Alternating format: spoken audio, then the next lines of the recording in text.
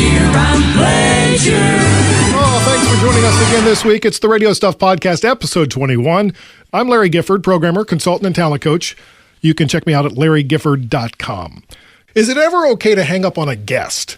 Last week on the Sports Hub, a sports radio station in Boston, the hosts of the show, Toucher and Rich, were set to interview former Boston Celtics coach Rick Pitino about a new book he was shilling. And here's how it went. We're joined by Rick Pitino, former coach of the Celtics, current coach of the Louisville Cardinals, who won the national championship. Rick Pitino, hello. Good morning, guys. You stink. You ruined the Celtics. And there was all sorts of high-fiving afterwards. If I had my finger on the button, I would have done the exact same thing. I could not be more proud of you today.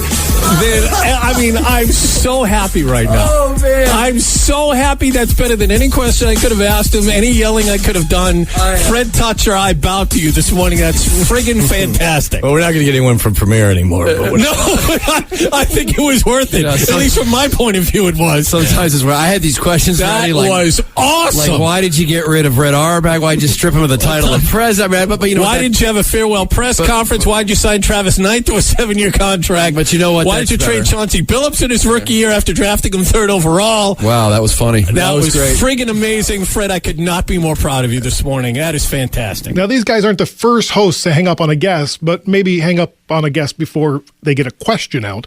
In Australia, ABC radio presenter Adam Spencer prematurely ended his interview with climate change skeptic Lord Mockton. Do you accept that there is... Just let me finish the answer. Stop interrupting. I'm sir, purely doing it because we are very pressed for time and there's a couple of other issues I want to get to. No, if you won't let me finish the answer, we can end the interview now. I'm going to finish the answer. Well, with the greatest respect, sir. I'm going to finish the answer. Yes, sir. And it'd be quicker if you just let me finish it. I would have finished it by now if you'd just been less unpleasant and allowed me to finish Apologies it. for my unpleasantness, sir. So be quiet and just listen. We will finish the interview there. It's 10 minutes to 7 on 702. That's not going anywhere, Lord Monkton, and you know exactly why that's going nowhere. My apologies, ladies and gentlemen, for not getting to the questions that we wish to. Lord Monkton, who I was discussing things with before 7 o'clock, has been good enough to call. So they actually rejoined the interview later because Lord Mockton called back thinking it was a mistake. At BBC, at BBC Wiltshire, Graham Mack clicked off a Pope protester. Keith Porteous-Wood is Executive Director of the National Secular Society, which is publicising a campaign called Protest the Pope. Good morning. Your organisation is the National Secular Society. How many members have you got? We've got, I think, the views that we are expressing at the moment. How many members has the National Secular Society got? The point is the message that we're giving. We're a pressure group. And that's not what I asked you. I asked you how many members. I heard what you asked. Well, then answer the question. The point is that it's much more important the views on the moral teachings of the church are only shared by a very small proportion of Catholics, 5% on contraception, and the harm that does for poverty and I'm not sure why asking that question has made you so angry, but I'm going to ask you again because it's clearly an important question. How many members does the National Secular Society have? It's not relevant to the message that we're giving. I was just wondering how big your organisation is. We're a whole group of organisations involved in Protest the Pope. Is it more or less than 20? That's just a silly point. I just don't want to engage with that. So I just can't understand. And I don't understand why you won't answer what should be a simple question. You've got an organisation. I heard you had 12 members. Is that true? I'm not even going to answer that rather silly question. Okay, well, I'm not going to talk to you anymore. So now I blogged about the Boston incident and have my own views, but I wanted to get some other thoughts on it as well. So joining the podcast via Skype from London is Graham Mack. And in studio, hello, Larry. Hi, Graham. And in studio here with me is sports radio guru and host of the SR Chat on Twitter, Owen Murphy, who also blogged about the Boston incident. Welcome to the Radio Stuff Podcast. Hello, gentlemen. So critics, newspaper columnists, radio folks have called these guys jerks, sophomoric, lowest common denominator, rude, idiots, and lazy. Others even claim the antics have damaged the sports radio industry. What do you guys think? Well, Graham, you're the special guest, so why don't you go ahead and start? Okay. Well, I sitting here listening to it, thought it was unusual, and I can see why it's made such a fuss. But really, those guys are the experts on their audience and their city and their sport. They're the ones that have made the call. So I just think we have to defer to their judgment. I mean, listening to it, I felt shortchanged as a listener because I'm listening as a neutral. And after they hung up on him, they started asking all kinds of questions like, why didn't he do a final press conference, and why did they trade certain players, and why has he got a self-help book, and who could be helped by a book written by a sports coach other than a sports coach? They're all questions I would have liked the answers to. So I was disappointed I didn't get those answers from the guest. But then again, I'm not in their target audience. I think if they wanted to handle it better, I think they should have maybe asked him all the questions. And if they really wanted to tell him that he stinks and he ruins the Celtics, maybe they should have taken calls from the people of Boston if the people really do feel that way. And if they didn't get a call along those lines, maybe if Rich was taking the interview, maybe Fred could have nipped out and he could have called in and said it then. That would have got just as much press. Host rings his own show to call out coach. So I just felt that they shortchanged anyone who wasn't a passionate Celtics fan. But as I say, it's their show. They know their audience. They know their sport. Yeah, I can see your point of view there. I don't think they sold out their audience. I think actually they delivered more and something unexpected, very Howard Stern-esque actually. And it was surprising and interesting and kind of keeps you on the edge of your seat, and I love it.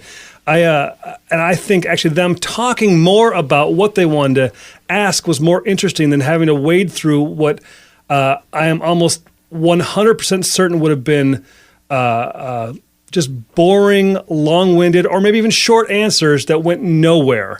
And I love that they reflected their audience, how their audience feels about Pitino, how they feel about what is a very emotional thing. You have to understand Red Auerbach in Boston is as close to a saint as you can get.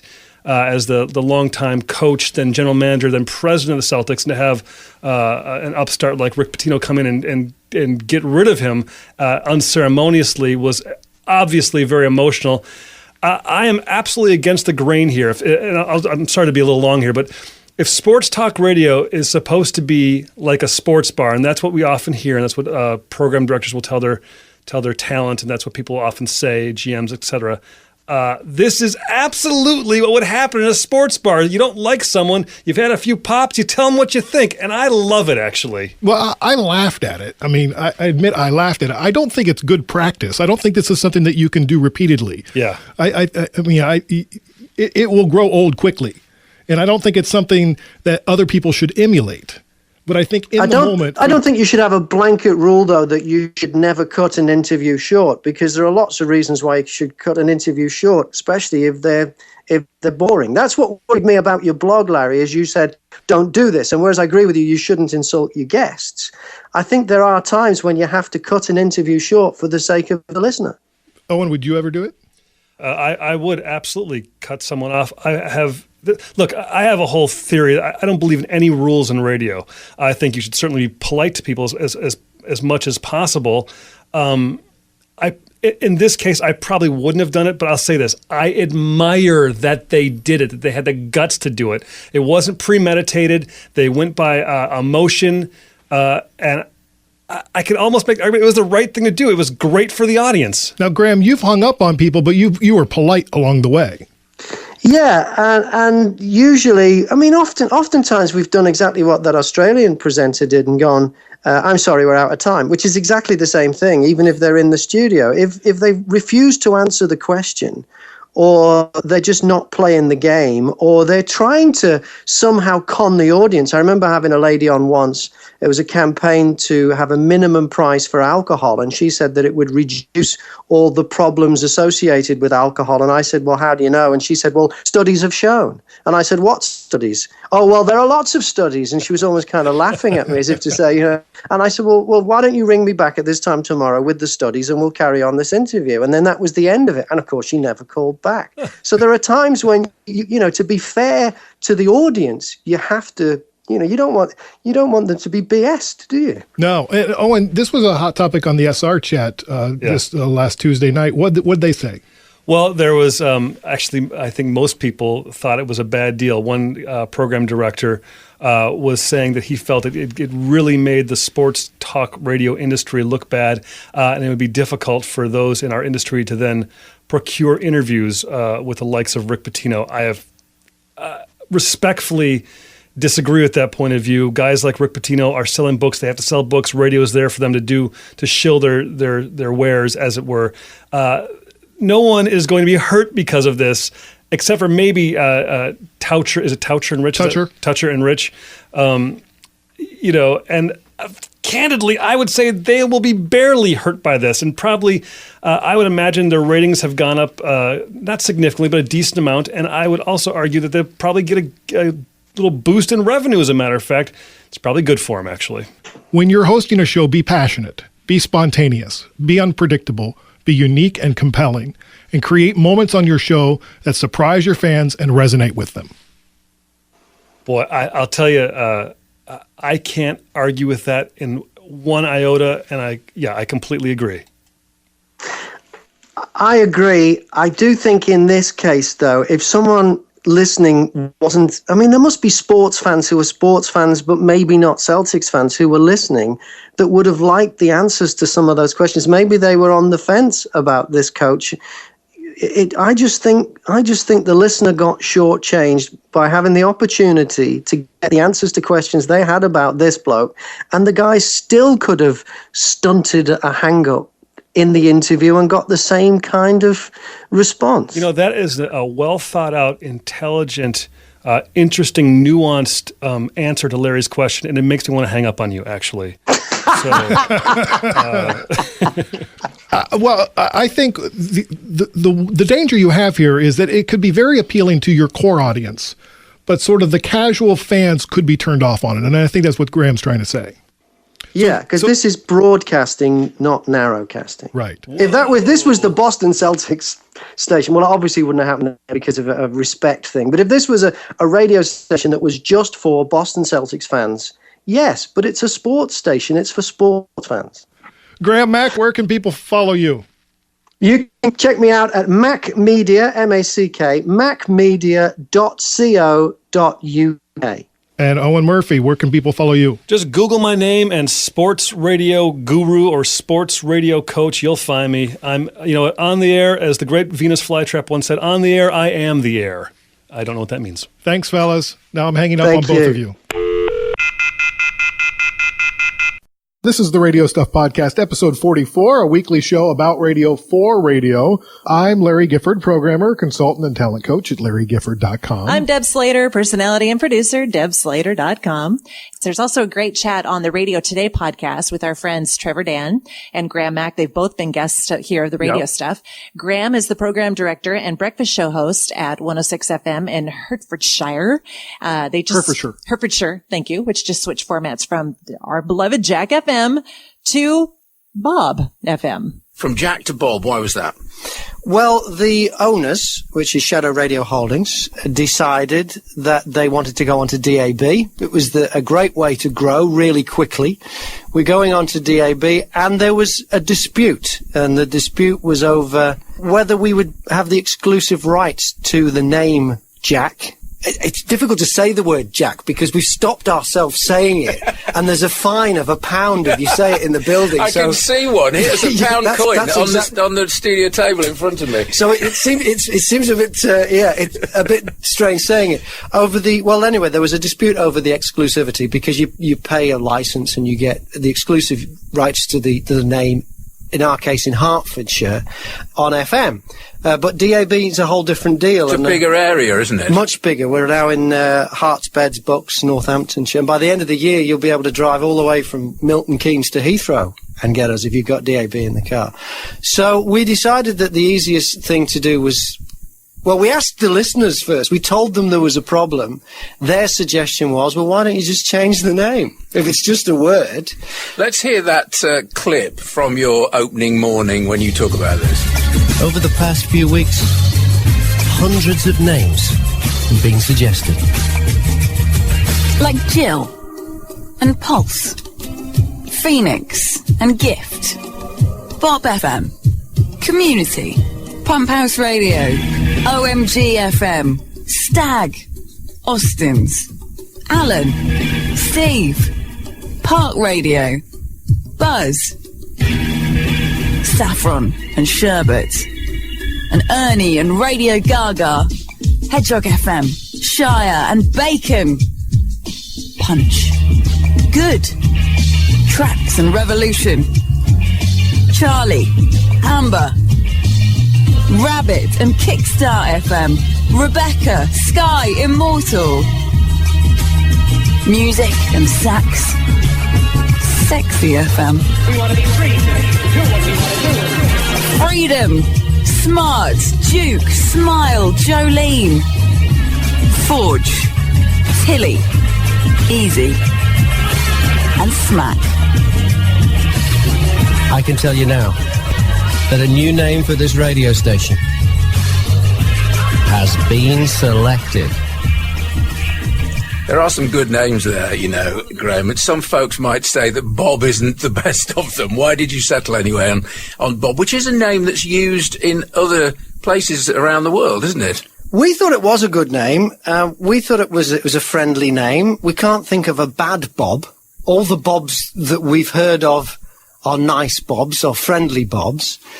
And also, as well as that, when we did some research into the history of Jack, it showed us that Bob came first. This kind of radio playing a massive playlist in Canada, from what we can work out, started first, and then 2 years later, Jack came along. So we thought, well, that'd be kind of fitting as well. So you've swapped Jack the Ripper for Bob the Builder. Yes. That's your zeitgeist, right? Absolutely. I'm with you.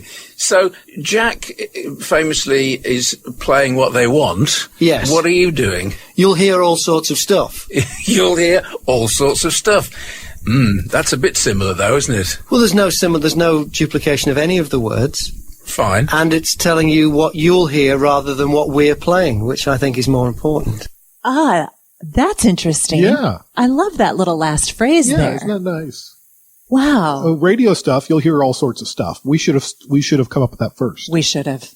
Oh, well. So, two of my favorite people in across the pond. What I think is really interesting is they had a point and a purpose for the format change. It wasn't because they wanted to change the music or the content. They wanted a bigger reach, and they didn't have the right to have the name Jack on DAB. And I thought it was great that they allowed the listeners to take part in that. Like, here's our deal. Yeah. Here's what we have going. And then, to really, I mean, I think we can all agree it should have been Bacon. I think so too. Bacon FM. I love that. Give me more. I want more. Give them both. Everybody's voting for the friendly voice of radio, the people's choice. East Coast, West Coast, in between, it's radio that makes us see. Our top story today. When do you know if a radio stunt has gone too far or gone wrong? In the UK, Scotland is taking a vote for independence, which triggered Bob FM host Graham Mack in England to do this.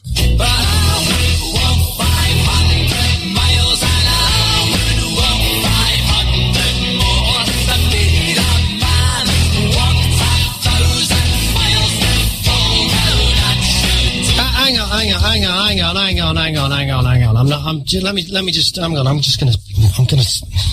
I'm gonna stop this song. I'm gonna stop it. What's going on? Well, the Scots have been winding me up this week. You know, we're so close to the end of the United Kingdom as we know it, and then we have to play that, Scottishness. He says he'll walk 500 miles. But come on. A lot of them don't want anything to do with England. You don't want anything to do with England? After all we've done for you. For 300 years. We've put up with your bagpipes, your spicy eggs, your hairy cattle, your short-ass ponies, You men in skirts and the crankies. You ungrateful bunch of whiskey-swigging, haggis-munching caber-tossers. From now on, this is it, right? From now on, this radio station is banning anything Scottish, including the Proclaimers.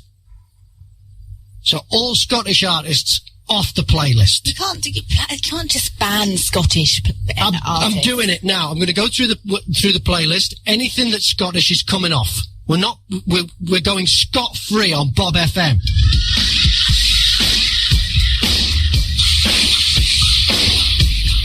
So the reaction on Twitter has been a bit nasty, with characterizations from classless to racist. The Radio Trades picked up the story yesterday. It quickly became one of the more clickable articles in recent history. Is it offensive or is it amusing? Let's talk about it with Graham Mack, PD and morning guy at Bob FM. Hi, Graham. Welcome back to the radio stuff. Nice to be back with you, Larry. Congratulations on a great podcast, by the way. Love it. Oh, thank you. Now, where did this idea come from? Well, it was one of those things that, when you're talking around the office and you're saying, what's this with this Scottish independence? What do they want independence for? Why can't they? For 300 years, they've been part of the United Kingdom. Well, why do they want this? Surely it's all going to cost us money, because surely two individual countries can't be run as efficiently as one. Someone's going to have to pay for that. And in the end, it was me who said, why don't we just ban Scottish music? And then the general manager, who also happens to be the owner of the radio station, went, yeah. And so when you get that, then you can move on, because without that, nothing's going to happen. Yeah, and so it was one of those things. It was just chat in the office, and away we went. So what kind of reaction were you expecting? Well, I knew it would be unpopular north of the border. I didn't know how vicious some of the Scottish nationalists would be on social media. So we were expecting a few problems there. We thought that there might be a few people who were Bob listeners might be upset, and there were a couple, but really nothing major. Yeah, we were expecting to get noticed. Really, to be totally honest, we were expecting Bob FM to get noticed, and that's what it's all about. And are you happy with the results? Yeah, I'm not happy about some of the names I've been called on Twitter, but I'm happy with the results in that we've definitely been noticed. We're in, a couple of Scottish newspapers. We're on the BBC Scotland website, which is kind of what you want. And there's a lot of people talking about the radio station and is it the right thing to do or the wrong thing to do? We've tapped into the biggest story in the UK right now. Scottish independence. Yesterday's Mail Online, the first 8 stories were all about Scottish independence. So, yeah. So how do you feel about the stunt a couple of days into it? Yeah, it's going good. We need to keep it going up until the election. The election happens on a week today. So we just need to keep it alive and keep it going till then. And we've also announced that this morning we announced that if Scotland decide to stay part of the United Kingdom, that the following morning's breakfast show will be nothing but Scottish music as a celebration. So now, was that in the original plan, or is that a reaction to the feedback you've been getting? It wasn't in the original plan, but there wasn't much of an original plan other than banning Scottish music, to be fair. But it just seemed like the right thing to do, after the reaction. Yeah, I suppose it was a reaction to the reaction. So what else are you telling your listeners and maybe even advertisers who are kind of squirmish about what you're doing? Well, it's funny you should say that, because, the Scottish nationals that have been nasty to us on social media have also taken it further. They have contacted advertisers. Advertisers in the hospitality industry have had nasty things written about them on TripAdvisor. And so those advertisers have been in touch and have said that, they're a little bit worried. And so it's just been a job of reassuring them that, just because some people in Aberdeen are upset about this, it doesn't mean that the people who listen to Bob FM, that the ear holes that you're buying when you buy your advertising are any less valuable than they were before we did the stunt. And so far, we haven't had anybody drop advertising as a result, even though they are, you've seen the nasty tweets I've been getting. Well, the advertisers have been getting that too. Are you concerned you may be hearing from Ofcom? We probably will hear from Ofcom. We've been told many times in email, in voice messages that have been left on the office phone. They don't like ringing the on-air phone, fun enough, but they leave they leave messages on the office phone saying that they reported us to Ofcom and the police. I don't expect us to hear from the police, but I would imagine Ofcom will demand to the audio from the stunt and other audio around it, and we'll have to send that to them and see what they say. But I would be very surprised if we don't hear from Ofcom. So what do you say to the people who are calling you these names and calling you a racist and a xenophobe and all these things? How do you respond to those criticisms? Well, they've got the freedom to say that. And really, if I said something that offended them and they were offended, well, I can't argue with that. I mean, if I said something and you were offended, well, I can't say you weren't. You were. And I have to say, well, I'm really sorry. That wasn't my intention to offend you. My intention was to get some notice for the radio station. It's a publicity stunt, and anybody that enjoyed it, my intention was to make them laugh and talk about us and have fun with it. So you can say what you like. The intention was not racist or, the intention, it was a publicity stunt for a local radio station. All right. So, Graham, let's think about this from a couple of weeks from now when this is all blows over and you can sort of digest what's going on. Let's imagine what some of the lessons might be that we can take away from this moving forward. First lesson, before you do anything like this, have a meeting with all of the staff in the radio station, including engineers, cleaners, anybody who is likely to pick up and answer a telephone at any time of the day or night, and tell them that if they get somebody extremely abusive on the other end of the phone, to merely ask for their phone number and pass the phone number on to the program director, who will deal with it. Have that meeting before you do anything. What happened?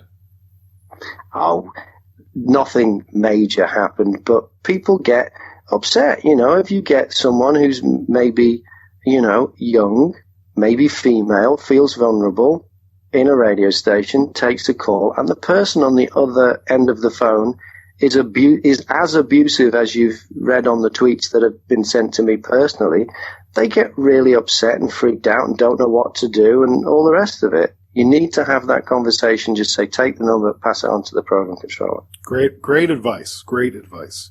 All right, Grandma, we wish you the best of luck, and hopefully you're spinning a bunch of Scottish tunes in a week. I hope we are. Thank you very much, Larry. All right, thanks. So that's the Radio Stuff podcast this week. You can email the show at radiostuffpodcast@gmail.com. Be sure to read my blog at larrygifford.com. I know a lot of you have, and you're sharing the posts. There's a big hot post up there right now. It's getting some traction about radio's spot problem and the need for a new revenue-generating idea. Plus, you can watch the new Ask Larry video blog. I answer 3 questions about radio on video every week. It's all at larrygifford.com. And think of me if you're in the need of a radio consultant or a talent coach. Find more radio stuff at radiostuffpodcast.com. Have fun, be creative, support each other, and share your radio stuff.